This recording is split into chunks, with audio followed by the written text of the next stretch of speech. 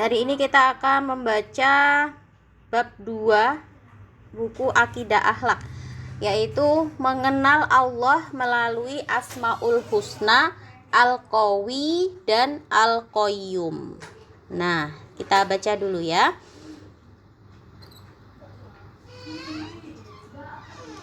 Nah, ini di sini ada gambar pemandangan alam. Nah, kemarin Nazira habis liburan ya, menikmati pemandangan alam ciptaan Allah. Nah, kira-kira kalau kita melihat secara langsung itu pasti ada pertanyaan-pertanyaan yang muncul di pikiran kita. Ya, kira-kira yang membuat semua itu siapa?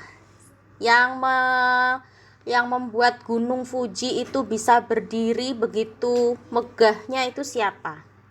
Ya, yang membuat langit itu nggak jatuh, itu siapa? Padahal nggak ada yang megangin langit itu ya, tapi nggak jatuh langitnya. Nah, itu siapa kira-kira yang membuat semua itu? Ya, sekarang kita baca dulu. Di dalam Al-Quran ada 99 nama-nama Allah yang disebut dengan Asmaul Husna. Nah, nama-nama Allah itu menggambarkan keesaan Allah. Masing-masing nama memiliki pengertian yang bersifat baik dan agung. Nah, dengan kita berdoa, ya, kalau kita berdoa dengan menyebut Asmaul Husna, maka kita akan mendapatkan balasan keberkahan terhadap apa yang telah kita kerjakan. Jadi sunnahnya berdoa itu kita menyebut dengan nama-nama Allah. Nah, misalnya kalau kita taunya cuman ya Allah gitu ya, kita tambah ya Allah, ya Rozak, ya Fattah, ya Alim. Kita sebutkan nama-nama Allah yang baik itu. Nah, itu sunnah berdoa. Nah, sekarang kita akan mengenal sifat Allah yaitu Al-Qawi, Al-Qawiyyu. Al-Qawiyyu. Apa artinya Al-Qawiyyu? Artinya adalah maha perkasa. Allah memiliki sifat Al-Qawi, artinya maha kuat lagi maha perkasa. Kekuatan Allah ini tidak ada batasnya. Tidak ada sesuatu apapun yang bisa menyamai kekuatan Allah. Tidak ada keagungan yang lebih mulia dari keagungan Allah. Semua makhluk di hadapan Allah adalah lemah dan tidak berdaya. Ya. Al-Qawiyyu bisa juga berarti pemilik kekuatan yang tidak akan mengalami kelemahan selamanya, ya. Maha kuat. Maha itu artinya sudah yang paling kuat, tidak ada yang menandingi kekuatannya. Keperkasaan Allah itu abadi, ya. Abadi itu artinya selama-lamanya. Dengan kekuatannya Allah telah menciptakan bumi, Allah telah menciptakan langit yang tidak bisa dilakukan oleh siapapun kecuali hanya Allah. Nah, dengan kekuatan yang maha dahsyat ini, Allah akan memusnahkan kezaliman dan memberikan azab bagi orang-orang kafir. Allah berfirman dalam Al-Quran surat Al-Mujadalah ayat 21. Kataballahu la'aghlibanna ana wa rusuli innallaha qawiyyun aziz. Artinya, Allah telah menetapkan, aku dan rasul-rasulku pasti menang. Sesungguhnya Allah maha kuat lagi maha perkasa. Nah, di dalam Al-Quran surat Al-Anfal ayat 52 Allah juga berfirman, Kadabi ali fir'auna walladzina min qablihim kafaru bi ayatillahi fa akhadhahumullahu bi dzunubihim innallaha qawiyyun syadidul iqab. Artinya, keadaan mereka serupa dengan keadaan Fir'aun dan pengikut-pengikutnya serta orang-orang yang sebelumnya. Mereka mengingkari ayat-ayat Allah, maka Allah menyiksa mereka disebabkan dosa-dosanya. Sesungguhnya Allah Maha Kuat lagi sangat keras siksanya. Nah, jadi kalau sekarang kita melihat kesombongan Israel, ya, yang seolah-olah tidak ada yang bisa mengalahkan ya Israel itu, kita tunggu saja, ya, kita tunggu saja. Allah pasti membalas kejahatan mereka. Nah, kalau sekarang mereka masih sombong, ya, nggak ada yang bisa mengalahkan Israel, ya, kita tunggu saja biar Allah yang membalas, ya.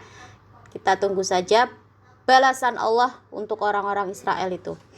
Nah, kekuatan Allah ini meliputi kekuatan fisik dan kekuatan hati atau keteguhan mental. Sebab Rasulullah sendiri pernah bersabda bahwa orang muslim yang kuat itu lebih dicintai Allah daripada muslim yang lemah. Sedangkan kekuatan hati itu erat kaitannya dengan selalu bersikap teguh, yang merupakan akhlak terpuji yang disukai oleh Allah. Nah, jadi karena Allah itu bersifat al-qawi, artinya yang maha kuat, jadi kita sebagai orang Islam itu juga harus kuat. Kuat apanya? Kuat badannya, kuat hatinya, kuat imannya, ya. Orang muslim yang kuat itu lebih disukai Allah daripada muslim yang lemah, gitu ya. Bukti bahwa Allah bersifat al-qawi itu adalah adanya alam semesta dan segala isinya. Ada planet di luar angkasa, adanya pergantian siang dan malam, serta kekuatan yang dimiliki oleh manusia juga makhluk lainnya. Nah, di dalam Quran surat Al-Baqarah ayat 165 dijelaskan bahwa sesungguhnya di antara manusia ada orang-orang yang menyembah tandingan-tandingan selain Allah. Mereka mengasihinya seperti mengasihi Allah. Adapun orang-orang yang beriman sangat cintanya kepada Allah. Jika seandainya orang-orang yang berbuat zalim itu mengetahui ketika mereka melihat siksa Allah bahwa kekuatan itu kepunyaan Allah semuanya dan bahwa Allah itu amat berat siksaannya, niscaya mereka menyesal. Nah, kekuatan yang dimiliki oleh manusia atau makhluk lainnya itu sumbernya dari mana? Bersumber dari kekuatan Allah. Maka manusia tidak pantas untuk sombong, ya, meskipun dia mempunyai kekuasaan. Jadi kalau kita dikasih kekuatan sama Allah, kita dikasih kekuasaan misalnya, ya, itu manusia nggak pantas, nggak berhak untuk sombong. Karena yang ngasih siapa? Yang ngasih Allah. Kalau Allah sudah mengambilnya, kita sudah nggak bisa apa-apa lagi. Hilang sudah kekuatan kita itu. Nah, sama juga seperti yang sekarang terjadi di Palestina. Seolah-olah orang Israel itu sangat kuat sekali, nggak ada yang bisa mengalahkan. Padahal yang memberi kekuatan mereka siapa? Allah.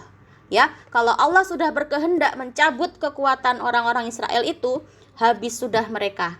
Ya, kalau Allah sudah mencabut kekuatan mereka, mereka akan kalah. Begitu ya. Nah, karena yang memberi kekuatan itu hanyalah Allah.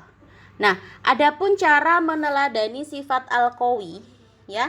Bagaimana cara meneladani sifat Allah al-qawi, artinya maha kuat, maha perkasa. Kita harus kuat secara fisik, ya, berarti harus sehat fisiknya, nggak boleh lemah, ya.